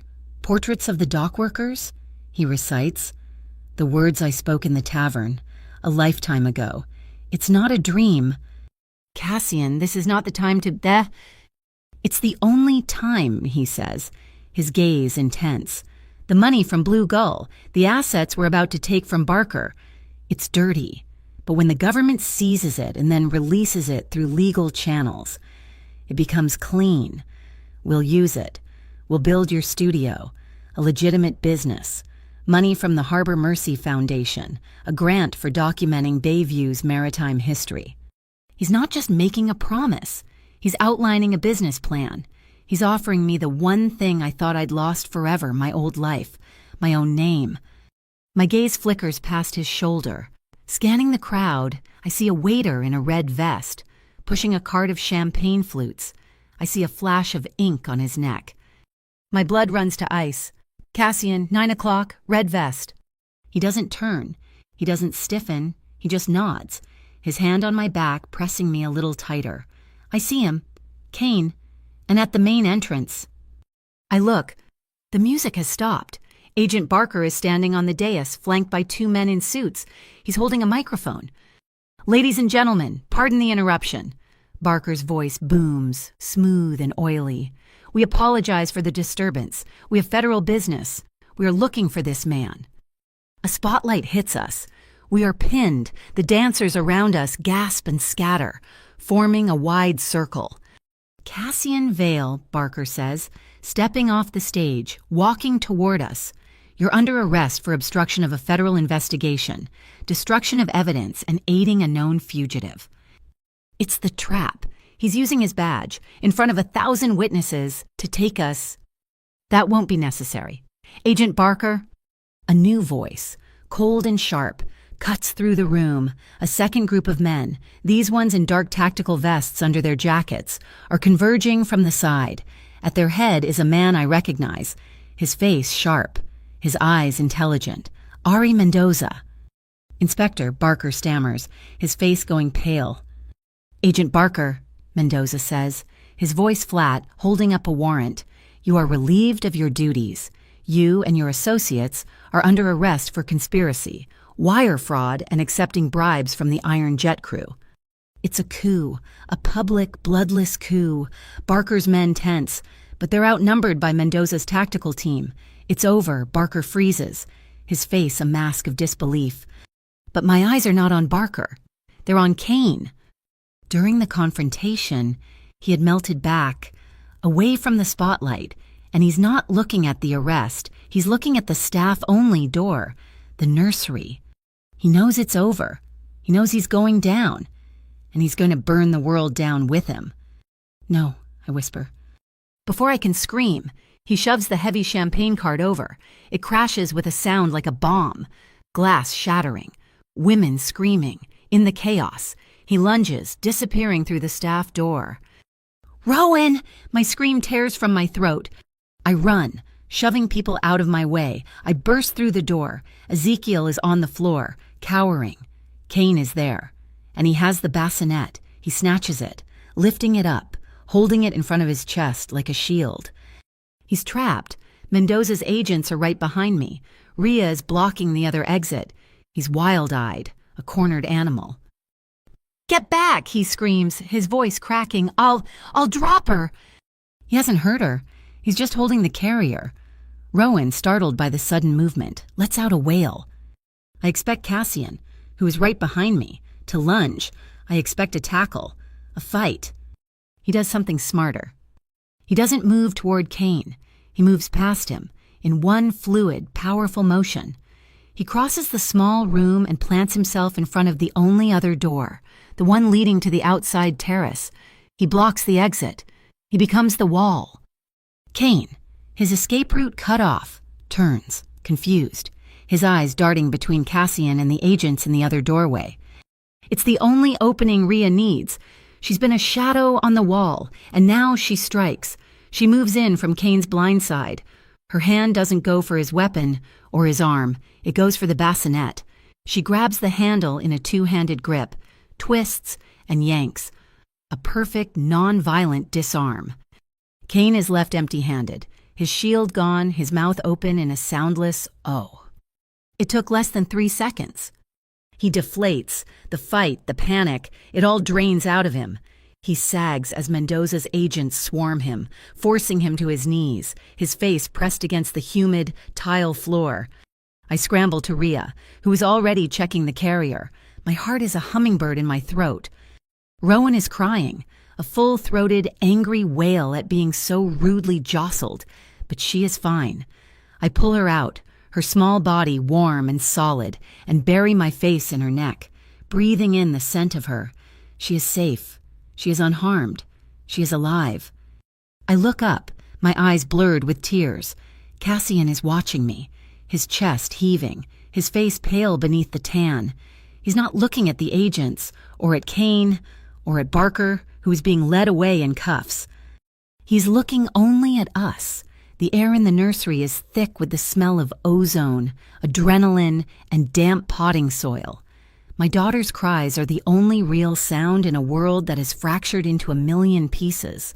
I'm clutching her to my chest, my body a shield, my mind a blank slate of pure, animalistic terror. Then, the world outside the small room comes rushing back in.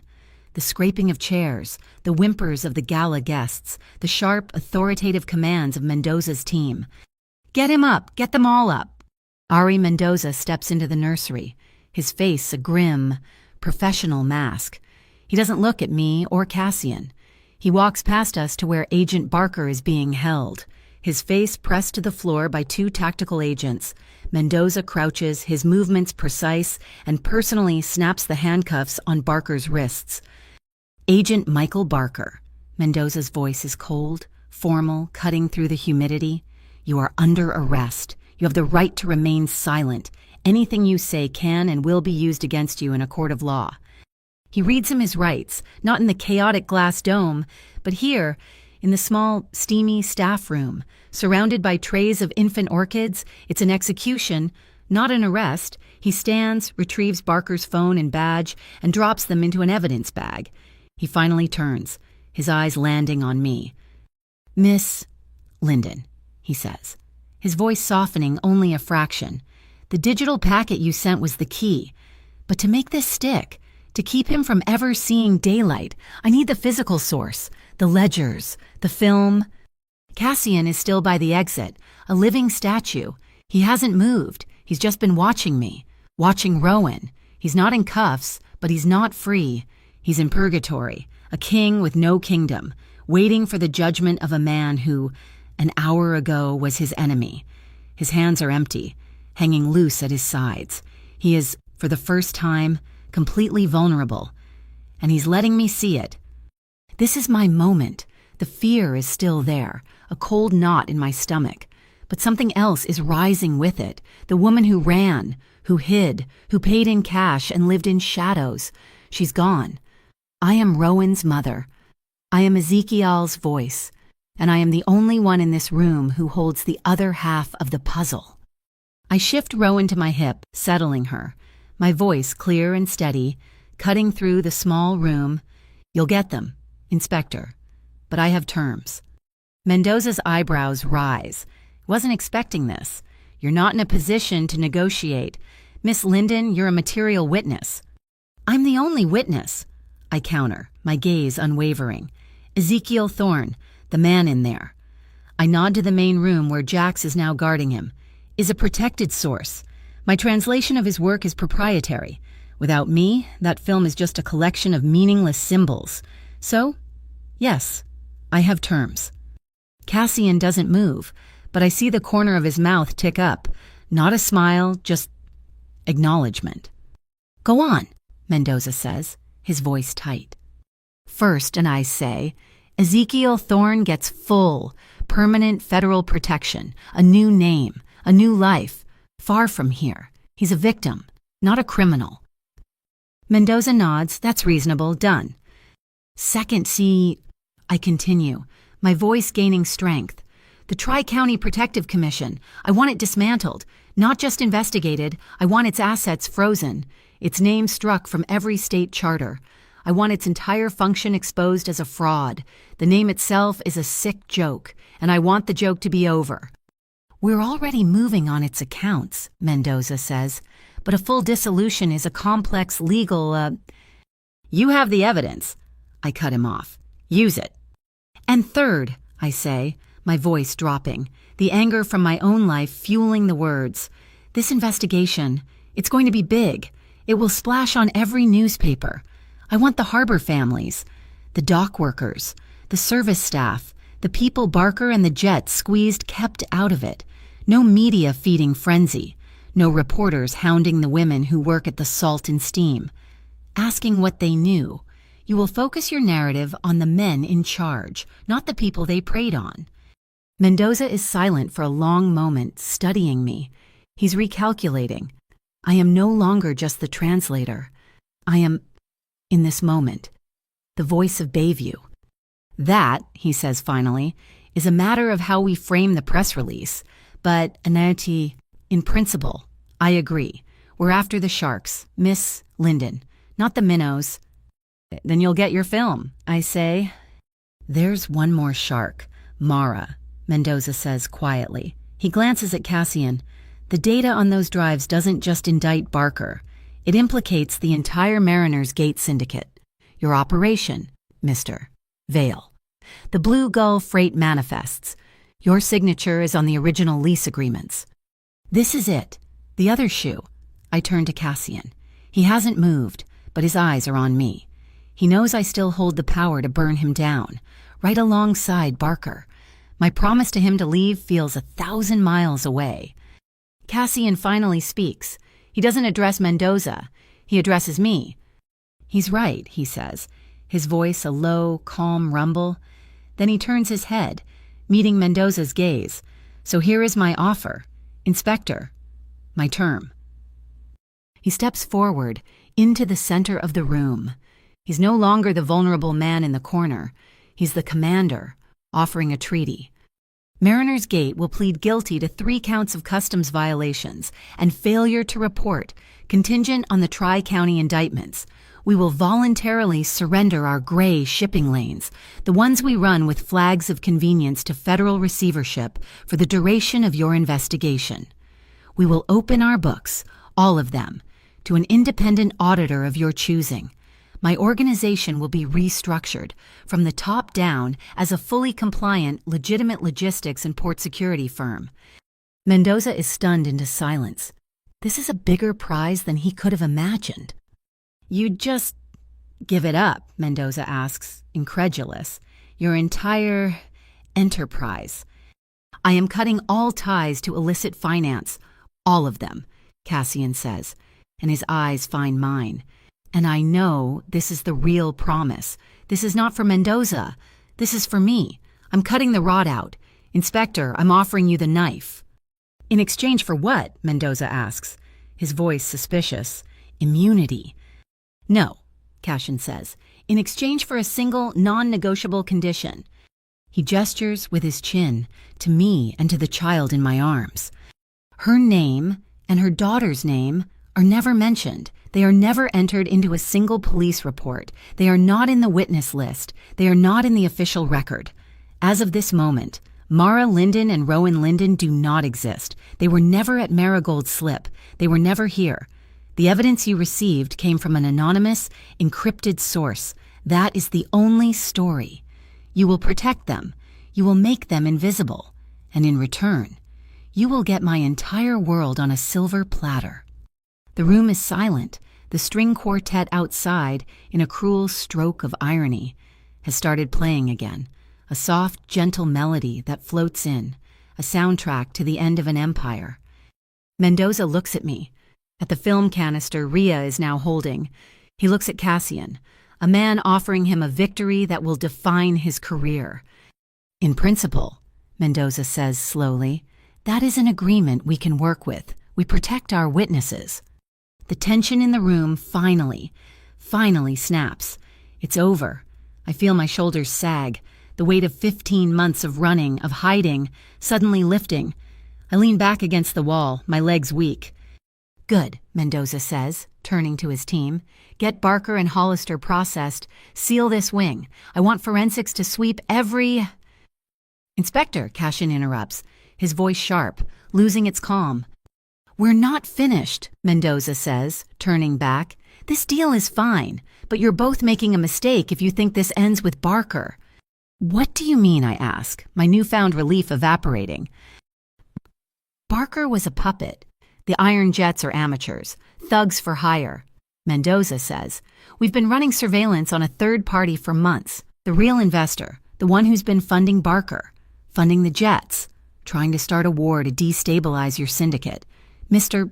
Vale, and buy up your roots for pennies on the dollar." Cassian's face, which had relaxed, is now granite. Helena Voss. The name means nothing to me, but the way Cassian says it, with a mixture of dread and pure, cold hatred, makes my skin crawl. "She's a private equity ghoul," Mendoza says. "She owns half the container terminals in the Gulf. She's untouchable.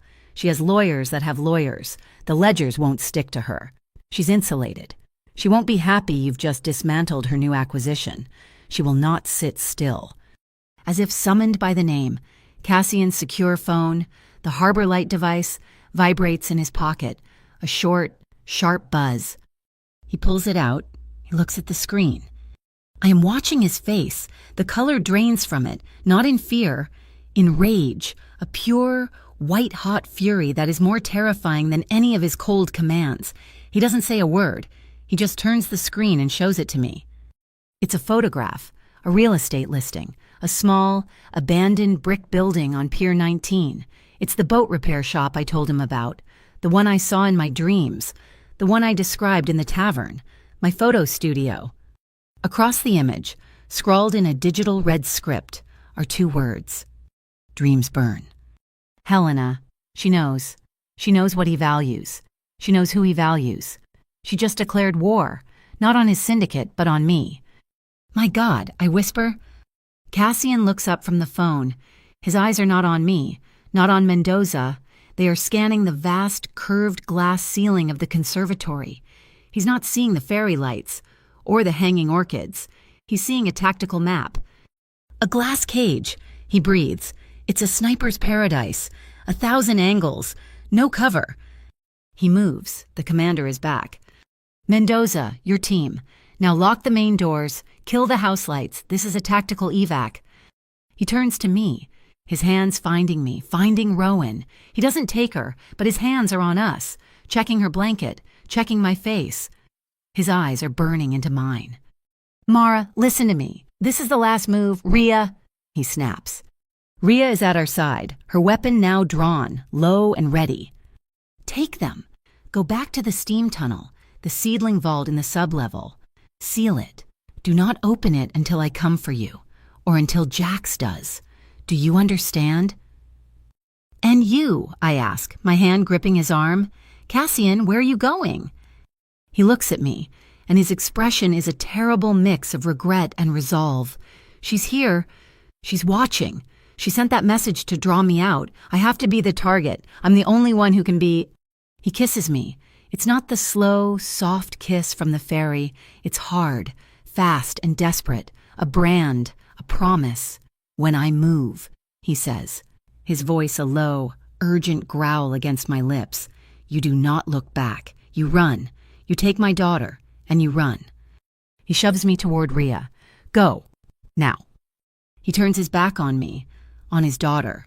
He faces the main conservatory door, a man preparing to walk into a killing field. He's becoming the wall one last time.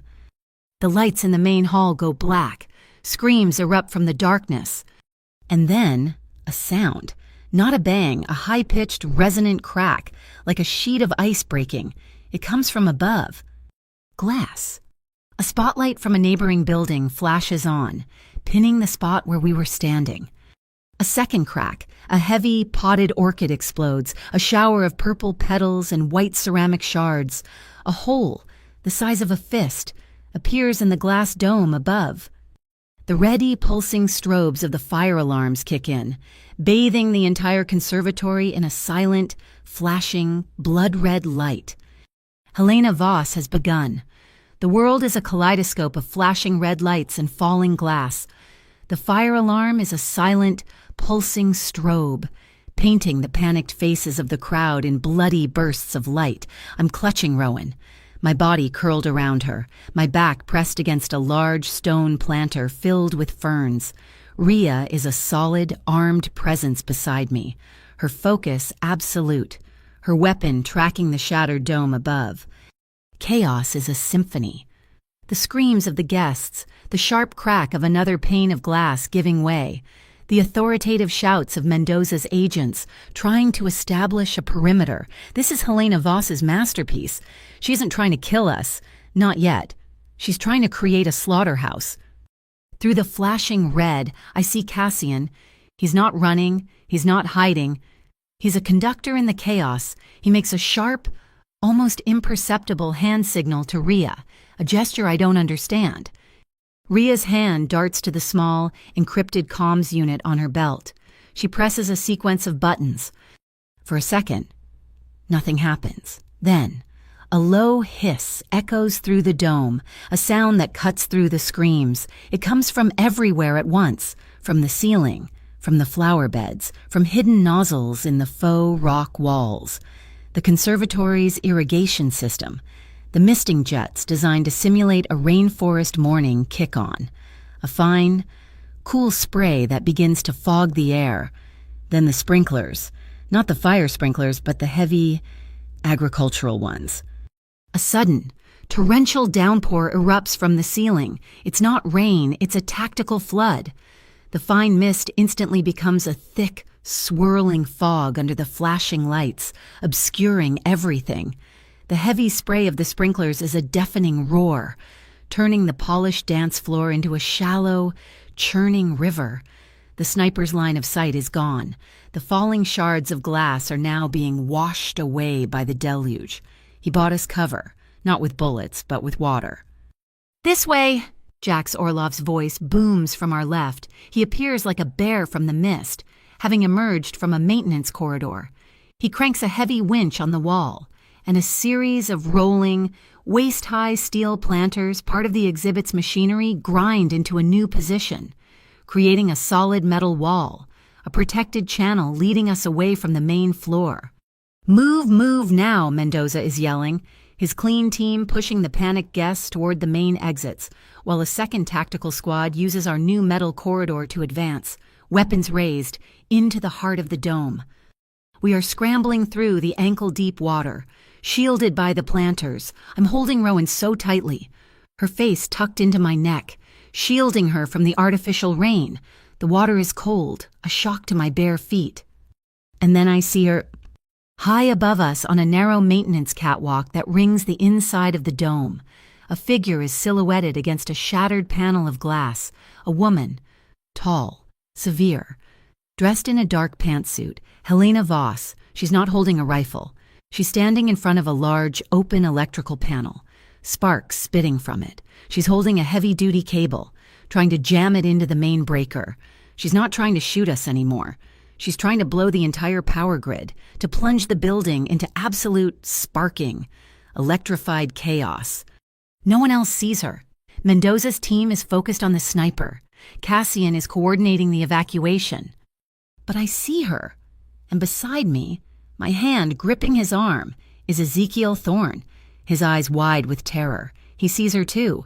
He sees the panel, and he sees the smaller, secondary junction box next to it, the one with the bright red shutoff lever, the emergency bypass for the irrigation system. He can't get to it, but he can tell someone else how. He looks at me, his eyes pleading. There's no time to write, no time to explain. I look toward Mendoza's team, but they're too far, too focused. But Ori Mendoza himself is closer, directing his men. I know he won't understand me. My hands come up. Wet and shaking, I sign, not to Ezekiel, but to Mendoza. Big, sharp, frantic movements, a language of desperation. Red, lever, cut, power, now. Mendoza looks at me, his face a mask of confusion. He doesn't understand, but one of his younger agents, his face barely out of his 20s. Does